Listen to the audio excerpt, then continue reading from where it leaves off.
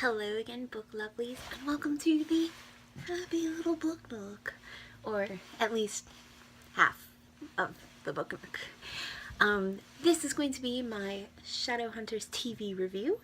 So, before we get started on that and dive right into what I thought of the show, likes, dislikes, and everything in between, I wanted to take a moment to give a little moment of silence and recognition to an amazing actor that we just lost today. For those of us Harry Potter fans, you will know him as Professor Snape. He starred in a bunch of other movies and has always been phenomenal, and it definitely is a life cut way too short. So if you will, my Harry Potter fans, raise your wands and give a brief moment of silence for Alan Rickman. That would be amazing. Okay, I know that's short, but in YouTube time, that's a long time. But he definitely will not be forgotten, and I hope that people continue to remember his legacy and that people will continue to support cancer research so that amazing people like David Bowie and Alan Rickman and many, many others will not have to be gone from this world quite so soon. But now, to talk about something a little more fun and not so heavy, let's talk about the Shadowhunters TV show. I watched it 3 times now before I have decided to give you my honest opinion on it. I'm gonna stop those guys right there. So I'm going to start with my character favorite picks. There are definitely 4 that I think are phenomenal choices for the characters that they play. These are in no particular order, they're just kind of my, like, wow, these are like the perfect casting people. The first one's going to be Jace. Dom Stewart plays an amazing Jace. He's definitely got the right attitude, the right facial expressions, the right overall look. I love him as Jace. I think he's phenomenal. I did love Jamie as our original Jace, but Dom is definitely like spot on. Next would be Simon. Alberto, I think it's Rosend or Rosende. I'm terrible with names. He plays the perfect Simon. I did like the one from the movie as well, but this Simon is just perfect. He's got the right bit of nerdy edge to him. So I love our Simon. Magnus. Oh, Magnus. Harry Shum Jr. plays a incredible Magnus. He is like just the perfect Magnus. I don't have words for how amazing he is. And my final favorite cast member would be Valentine, and that is Alan Van Spring. Right, Spring. I loved him as an actor in the TV series Reign, and for those of you who've watched it, he used to play King Henry, and he was amazing. He is definitely one of those characters with a lot of depth, or I guess actors with a lot of depth, and he can just go from like 0 to 60 and be super like sweet and calm, and then just super evil and dark, and I am extremely excited to see what he's going to do with Valentine, because the one in the movie was not quite what I had envisioned in my head when I read the books. This one still isn't necessarily what I envisioned, but he's definitely much more what I envisioned. And his tone, his facial features, his movements, everything about him just screams a little more nasty Valentine to me. So I'm super excited about that. Okay, with all of that out of the way, let's jump into likes and dislikes. I want to preface this real quickly with just letting you know that I do have a degree in film production. So my view of film and television is a little bit different than other people's might be. So you're going to hear a bit from the fangirl perspective and a little bit from the film major perspective. So bear with me, my opinions may not be popular, but they're definitely my true and honest opinions. So hopefully you will understand that and agree on some levels with what I have to say. So my likes and dislikes. We've already gone over the characters that I love and I like. The other characters and the people that they chose to cast them, I don't hate them. I think that there's a lot of potential there. They're just not quite I don't know, I'm not quite vibing with it. Izzy, for example, you know, in the book she's presented very sexy and sultry, but she's also extremely like strong and has a deep history within her and a lot of stuff going on under it all. And I think that she is kind of presented a little bit more closed off. And you know, like when Simon and Izzy kind of start doing their bonding together, sorry if that's a spoiler, yeah, he really has to dive in there and get into who she is and why she's the way that she is. And I just feel like you didn't really get that sense during the TV show yet. It is only the first episode, I know, so I'm not going to be too harsh. Clary is definitely, I can take it or leave it.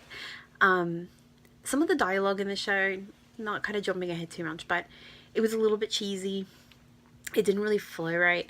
You know, I think that this version of the show, this like the movie and the books, reminds me a lot of like the Buffy the Vampire Slayer, where it was very kind of campy and jokey, but also dark and kind of spooky at the same time. So we'll kind of have to see where this goes. Didn't hate Clary, it just sometimes she seemed a little annoying, a little bit, you know, kind of too whiny for the girl that she's supposed to be. Clary's a very strong, independent girl, and I just didn't really quite get that sense all the time from her. Alec, I haven't made a decision on yet. I think he's going to be pretty awesome. I just need to kind of give him a little more time and see where he's going to go with it. Jocelyn was, again, kind of one of those so-so characters. I think that who they cast to play Jocelyn is amazing, but I just think that ultimately she was a little, I don't know, just not what I was expecting, I guess. Which kind of leads me into my overall likes, dislikes of the show. So, overall, the show is definitely similar to the books, but it is not, and I repeat, not the books. I was kind of disappointed in that. I absolutely love the Mortal Instruments as a series, as an entire universe, and I was very disappointed that it deviated so far from the books. From a film perspective, I understand why they would do that, because they can now build a much more diverse world, a much more real world. They can go a little bit further as far as like a TV show goes, but I still think they could have done it a little more true to the books.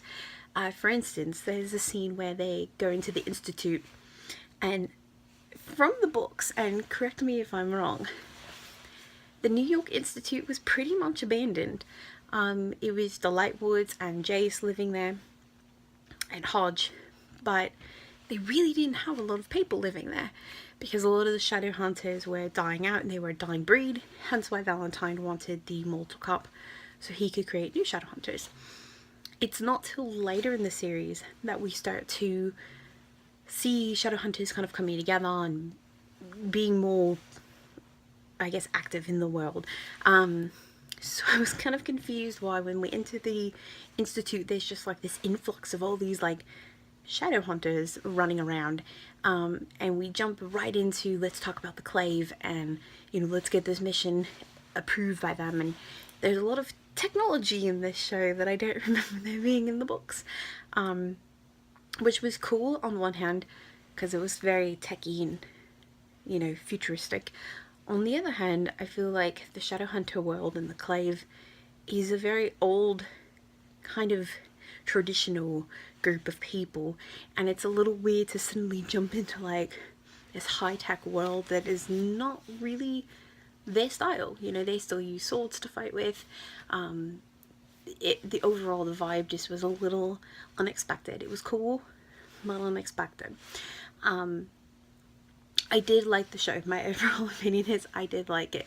I'm super excited to see where they go. Like I said, it's only the first episode, so keeping that in mind, you know, we have to give them a little room to grow. I think it's going to get, you know, pretty good as it goes on and we dive into it a little bit more. The first episode definitely seemed a bit rushed, like we were throwing a lot of information at people, and had you not read the books, were you not real familiar with it, I don't know how you would have felt about it. But I'm definitely excited where it's gonna go. Okay, but there was one thing that honestly I have to ask you if it bothered you as much as it bothered me, and that is Chernobyl. Raise your hand if you are familiar with Chernobyl. That's what I thought. I have no idea what Chernobyl has to do with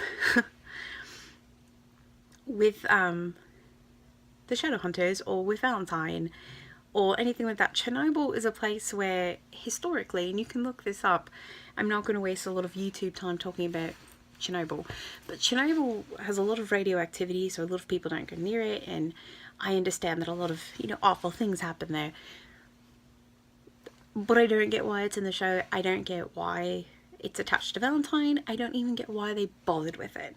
It would have been fine just to show like some abandoned type, you know, warehouse industrial place for him to do his experiments and to create his army, but I don't get the Chernobyl thing, and it's like in the back of my head just driving me crazy. Overall though, like I said, I did like the TV show. I'm super excited about what's to come. There is an awesome app already. Well, there's two. The first one is the freeform app, where you can actually watch the second episode of Shadowhunters right now without having to wait for next week.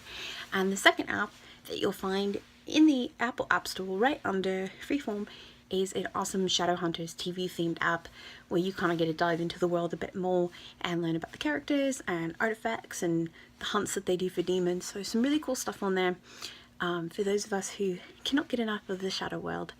But definitely excited to see where it goes. I will continue to do more short little videos just to kind of give you my synopsises as we continue on. But I'm definitely excited. You know, I love the Shadow World and the Shadowhunters and all that too much not to like the TV show. That's my fangirl. From a film perspective, I'm a little disappointed, but definitely eager to see how they continue and where they take it from here. So yeah, please comment below what you think of the show, what your thoughts were, who your favourite characters were, who you're not loving so much, and also let me know, have you heard of Chernobyl? I will see you next time. Enjoy your reading, lovelies.